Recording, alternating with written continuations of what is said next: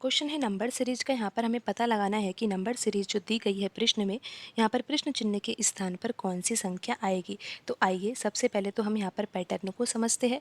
Pattern समझ में आ जाए तो फिर हम ये भी पता लगा लेंगे कि प्रश्न चिन्ह के स्थान पर कौन सी संख्या आएगी। आप देखिए यहाँ पर 697 लिखा हुआ है और उसके बाद अगली संख्या है 553। तो 697 और 553 के बीच में कितना अंतर है, ये पता लगाने के लिए हम यहाँ पर 697 में से 553 को घटाकर देखते हैं कि यहाँ पर कितना अंतर आता है। तो यहाँ पर अंतर कितना आ रहा है, 144 का आ रहा है। तो आपको इतना तो पता लग गया है कि यहाँ पर हम डिफरेंस निकाल रहे हैं। इन दो संख्या के बीच में जो डिफरेंस है वो कितना है, 144 का है। 553 के बाद जो अगली संख्या है वो है 453। तो यहाँ पर डिफरेंस तो हमें दिखाई दे ही रहा है कि कितने का है, 100 का है। 453 के बाद अगली संख्या लिखी हुई है 389। तो यहाँ पर डिफरेंस कितने का है, 64 का है। फिर आप देखिए 389 के बाद जो अगली संख्या है वो क्या है, 353। तो यहाँ पर डिफरेंस कितने का है, 36 का है। तो अब हमें ये पता लगाना है कि यहाँ पर अगला डिफरेंस कितना होगा। अगला डिफरेंस यानी कि 353 और यहाँ पर जो प्रश्न चिन्ह के स्थान पर आने वाली संख्या है ना, उन दोनों संख्या के बीच में डिफरेंस कितना होगा। क्योंकि डिफरेंस अगर हमें पता लग ही जाएगा तो हम ये पता लगा ही लेंगे ना कि यहाँ पर 353 के बाद अगली संख्या क्या होगी।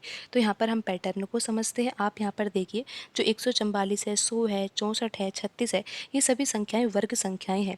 किस किस संख्या का वर्ग है, 144 यहाँ पर 12 का वर्ग है, 100 यहाँ पर 10 का वर्ग है, 64 यहाँ पर 8 का वर्ग है, 36 यहाँ पर 6 का वर्ग है। तो अब आपको यहाँ पर पैटर्न समझ में आ रहा होगा। 12 के बाद यहाँ पर 10 है, यानी कि यहाँ पर 2 का डिफरेंस है। फिर यहाँ पर भी 2 का डिफरेंस है, यहाँ पर भी 2 का डिफरेंस है, तो यहाँ पर भी 2 का ही तो डिफरेंस होगा। यानी कि जिन संख्याओं का वर्ग किया जा रहा है उन संख्याओं में 2 का डिफरेंस है। तो यहाँ पर 6 में से अगर 2 घटाया जाएगा तो 4 आएगा, तो यहाँ पर 4 का वर्ग होगा। 4 का वर्ग यानी कि 16। तो यहाँ पर हमें इतना पता लग गया कि यहाँ पर डिफरेंस कितना आएगा, 16 आएगा।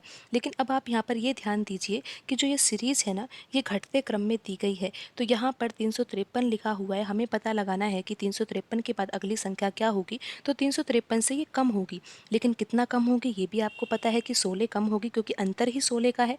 तो 353 में से अगर हम यहाँ पर 16 घटाएंगे तो यहाँ पर कितना आएगा, ये तो आप आसानी से निकाल सकते हो कि यहाँ पर आएगा 7 और यहाँ पर कितना आएगा, 3 आएगा और यहाँ पर आ जाएगा 3। तो यहाँ पर संख्या क्या आएगी, 337 आएगी। और आप ये देख ही सकते हो कि यहाँ पर ऑप्शन बी में लिखी हुई संख्या 337 ही है।